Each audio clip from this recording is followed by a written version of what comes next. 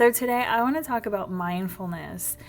I was just reading some books and thinking about the things that I do in my life and thinking about my yoga training and the things that helps me to become more mindful. I came up with is waking up and listening to the sounds around you and just taking a deep breath and imagine breathing in the beautiful light from the sun. So just when it's quiet, before the kids get up, before if you're married, before your husband gets up, just being aware of everything going on in your life and just feeling the sunlight and just breathing that in. It's beautiful to just live in the moment and to not think about, oh, I have to do this today, I have to do that. Oh, I'm going to run late, blah, blah, blah, blah. Just get up, 2 to 5 minutes early and just do that. It doesn't take long. You don't even have to spend 5 minutes doing this. It takes seconds. So this is not going to be a big thing out of your day. This is just waking up. You're laying down or you're sitting up, look out the window, and you're just like, thank God. I'm thankful. I'm grateful for this. I'm grateful for today. I'm grateful for waking up today. I'm grateful for my children. I'm grateful for whatever it is you're grateful for. And it takes a few seconds to just breathe, stop and listen to the sound. Just do something to live in the moment. So the next thing I recommend is to use notes or inspiring pictures around your home. And you use those as visual triggers to bring you back to the present moment. A lot of times we get overwhelmed and we kind of forget what our original goal is. Like distractions come up, things come up, bills and, tickets. I just recently got a ticket for running a stop sign, which was not on purpose. I didn't see the sign. It was dark and it was covered by leaves. I don't think I should have got a ticket. But things like that, it distracts you. Like I have a sign that says dream and it reminds me of Walt Disney. I love Walt Disney. I love his story.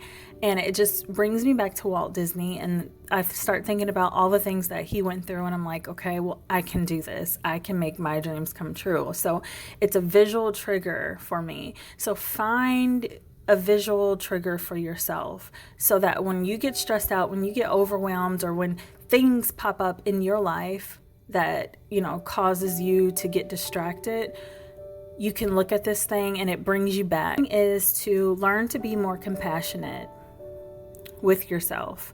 Do not beat yourself up. Learn to love yourself more than anyone else, and also forgive yourself. Forgive yourself for whatever it is that you're not forgiving yourself for. Your younger self, when you're a teenager, when you're young adult, now, recently, whatever it is, forgive yourself. You deserve it. You deserve it.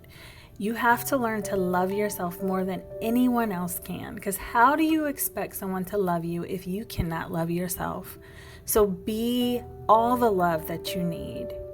You need to take yourself out on a date. You need to love yourself, treat yourself to whatever it is. Go out for a spa day, go out for a nice dinner by yourself, find a babysitter for the kids and go out to dinner alone and enjoy a nice, wonderful meal without the kids fighting or someone asking for your husband or boyfriend asking for a bite of your food or whatever.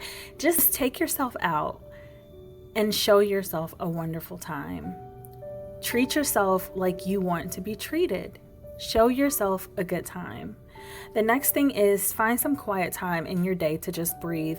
And for me personally, I like to do a midday short meditation depending on how my day is going. But a midday meditation, it not only wakes me up, because like midday I'm getting tired, I probably have eaten a snack or eaten lunch and I'm like getting tired right after that and the day is long. And I'm like, okay, after I meditate, it's like, okay, it brings my energy up. I'm more focused. I'm living in the moment and I'm like, okay, I can get the rest of this day done. Like I'm good. And then at nighttime I'd meditate again, but find some quiet time in your day to just breathe. You can go to your car and play some relaxing music, or you can just not play any music at all and just sit in your car and just take deep inhales and deep exhales and just live in the moment. Feel your breath, feel your body, feel your chest rising, your stomach rising. Just feel the air in your body and just be thankful for where you are in that moment. And the last thing, when your mind wanders from whatever you're focusing on, say to yourself, not now. So that is when you're meditating and your mind wanders is perfectly fine. We have to train our brains to focus on the moment, and it takes time.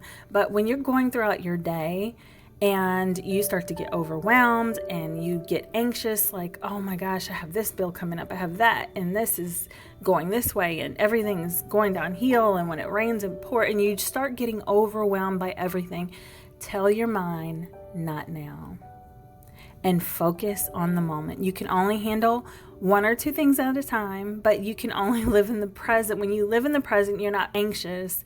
And if you're living in the past, you're getting depressed. So live in the moment. Tell your mind not now so you can focus on whatever the task is at that present moment. And tell your mind not now. So I want to thank you for listening, and I wish you peace, love, and lots of happiness. Bye.